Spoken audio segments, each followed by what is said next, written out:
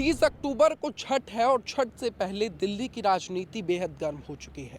दिल्ली के मुख्यमंत्री अरविंद केजरीवाल ने सत्ता में आने से पहले जितने भी वादे किए थे वो सारे वादे छठ आते ही ध्वस्त होते दिखाई दे रहे हैं। मेरे पीछे जो आप यमुना की ये नदी देख रहे हैं, इस नदी का पानी नालों से भी गंदा है। आपको बता दें, सुबह सुबह इस पानी में झाग की जहरीली परतें देखने को मिलती हैं, जिसको लेकर के भारतीय जनता पार्टी ने केजरीवाल को कटघरे में ला करके खड़ा कर दिया है। इस वक्त दिल्ली प्रदेश के प्रवक्ता हमारे साथ शुभेंदु शेखर अवस्थी जी ज़्यादा बातचीत करने के लिए मौजूद हैं। जिस तरीके के हालात हैं यमुना के इन हालातों को देखकर क्या कहना चाहेंगे? हर साल जब छठ आता है तो हमको केजरीवाल का वो स्टेटमेंट समझ में आता है कि अगले साल हम यमुना नदी में डुबकी लगाएंगे, और 2014 से वो हर साल वादा करते हैं और वादा करके भूल जाते हैं और फिर छठ पर आते हैं और फिर वादा करते हैं माँ यमुना, माँ गंगा की तरह पवित्र होनी चाहिए। तो ये प्रयास करना चाहिए, पर कुछ किया नहीं गया।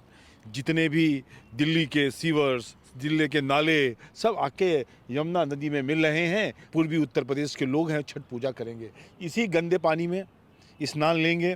3 दिन की पूजा चलेगी, गंदगी रहेगी, और फिर अगले साल के लिए एक और हमको मैसेज मिलेगा, एक और वादा मिलेगा कि अगले साल में हम फिर से यमुना साफ करके दिखाएंगे। इस वादों के साथ दिल्ली जी रही है। पोल्यूशन भी है, हवा में भी, नदी में भी, और हर जगह। तो मैं ये कहना चाहूँगा आपके चैनल के माध्यम से कि वादा मत करो। लक्ष्मी नगर से एमएलए अभय वर्मा जी हमारे साथ इस वक्त मौजूद हैं। अभय जी, जिस तरीके के हालात यहाँ देखने को मिल रहे हैं यमुना नदी के, क्या कहना चाहेंगे? केजरीवाल ने बड़े बड़े वादे तो किए थे, मगर वादे पूरे होते हुए नहीं दिखाई दिए। ध्यान भटकाने के लिए पिछले 7 साल से नगर निगम के किसी भी काम में कभी भी उन्होंने कोई इंटरेस्ट शो नहीं किया, ना ही उन्होंने फंड रिलीज किया। लेकिन छठ घाट को लेकर यमुना के नदी की जो ये दुर्दशा उन्होंने किया है पिछले 5-6 सालों में, उसको भटकाने के लिए आज कूड़े के पहाड़ के पास जा रहे हैं। तो अपनी नाकामी छिपाने का प्रयास कर रहे हैं, लेकिन लाखों की संख्या में पूर्वांचल समाज के लोग छठ व्रत करेंगे, उसको तो वो रोक नहीं सकते। और उनका पोल खुलने वाला है। सबको समझ में आ रहा है कि केवल बातें बनाना, बातें सुनाना और बातों ही बातों में रखना, इससे ज़्यादा उन्होंने कुछ किया नहीं है। सबसे अच्छा उदाहरण ये सामने दिख रहा है। ये सबसे पुराना घाट है। यहाँ पे सबसे पहले सिस्टम को लगना चाहिए, पूरी तैयारी कराना चाहिए, लेकिन उसके बावजूद पूरा सिस्टम गायब है। यानी कि वो नहीं चाहते कि पूर्वांचल समाज यमुना के किनारे आके छठ व्रत कर सके। सर, आज आप यहाँ पर आए, क्या आपने निरीक्षण किया इसको लेकर?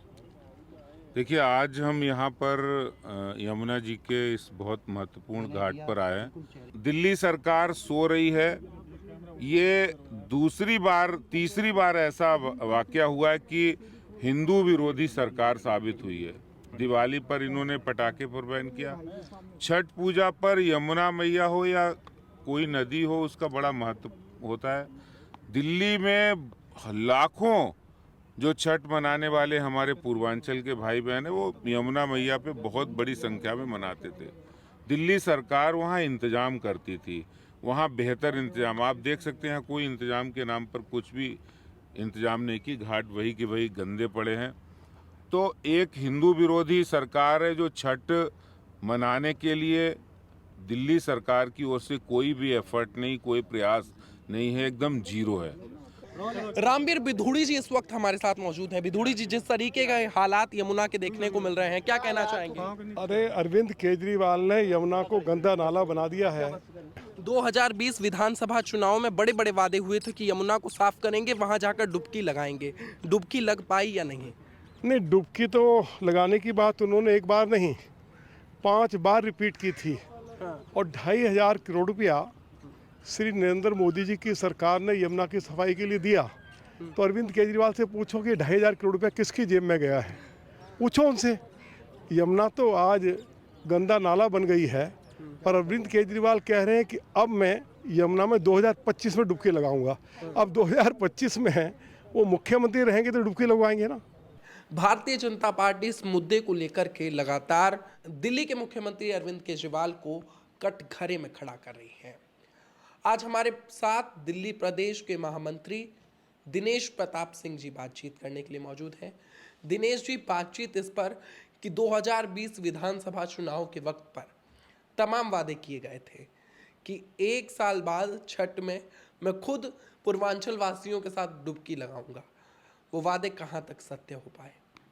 देखिए, जो डुबकी लगाने की बात दिल्ली के माननीय मुख्यमंत्री जी ने कहा था और पूरी दिल्ली ने सुना था, पूरे देश ने सुना था, लेकिन दूसरी बार जब छठ आई तो उन्होंने जमुना पर प्रतिबंध लगा दिया कि छठ नहीं होगा और जमुना की सफाई के लिए 2400 करोड़ रुपया केंद्र से दिया गया, लेकिन उसकी सफाई आज तक नहीं करा पाई। आज जो स्थिति पैदा हुई है कि आज भी सरकार की नीयत ठीक नहीं है कि लोग जमुना में पूजा कर सके। डुबकी लगाने की तो बात छोड़ दीजिए, सरकार की इच्छा शक्ति मर चुकी है और उनको डर लगता है कि पूर्वांचल के लोग 35-40 लाख लोग जमुना किनारे उठते हैं, बैठते हैं, पूजा करते हैं, नदी स्वच्छ नहीं रहेगी, उनके भावनाओं को ठेस पहुंचेगी, तो वो पूर्वांचल के लोगों को एक वोट बैंक के रूप में देखते हैं। तो जाएंगे घाट पर, देखेंगे कि व्यवस्था ठीक नहीं हो तो हमें वोट भविष्य में नहीं देंगे। अभी एमसीडी का चुनाव आने वाला है, इस वजह से उन्होंने जमुना पर एक ट्वीट कर दिया कि स्वतंत्रता है, और दूसरे उनके एसडीएम और डीएम जो वहाँ पर छठ मैया की प्रतिमा बना करके पूजा करने के लिए लोग जाते हैं तो उनको रोक लगा करके उनको वहाँ से भगा देते हैं। तो ये सरकार की जो नीति है वो दोहरी है, उनका मापदंड दोहरा है, उनका चरित्र दोहरा है। एक तरफ भगत सिंह का नाम लेते हैं तो दूसरे तरफ देश के टुकड़े टुकड़े गैंग के साथ खड़े हो जाते हैं। एक तरफ तिरंगा को सैल्यूट करते हैं, दिल्ली में तिरंगा लगाते हैं, लहराते हैं, तो दूसरे तरफ जब लाल किला, जब इंडिया गेट जाते हैं तो तिरंगा के सम्मान में खड़े नहीं होते हैं। तो उनके बारे में उनका जो डबल स्टैंडर्ड है और डबल स्टैंडर्ड बातें हैं, उसको पूरी दिल्ली की जनता जानती है और समझती है। मैं इस छठ महापर्व पर पूरे दिल्ली वासियों को, पूर्वांचल वासियों को, जिनके घर में छठ महापर्व होता है, उनको और जो छठ में सहयोग करते हैं, मैं भारतीय जनता पार्टी परिवार की ओर से, भारतीय जनता पार्टी की ओर से मैं उनको हार्दिक शुभकामना और बधाई देता हूं कि अच्छे से छठ मनाएं, प्रसन्न रहें और ऐसा छठी मैया से प्रार्थना करें कि हमारा देश मजबूत हो, दिल्ली मजबूत हो और केजरीवाल को सद्बुद्धि मिले, दिल्ली का विकास करें। नहीं तो फिर 3 साल के बाद जब समय आएगा तो दिल्ली स्वच्छ रहे, मजबूत रहे, सुंदर रहे, इस पर हम सबका अधिकार है, तो उसके लिए हम उपाय सोचेंगे। एक बार पुनः छठ महापर्व की आप सभी लोगों को बहुत बहुत बधाई और शुभकामना। धन्यवाद दिनेश जी। आप देख रहे हैं N27 न्यूज, पकड़ हर खबर पर।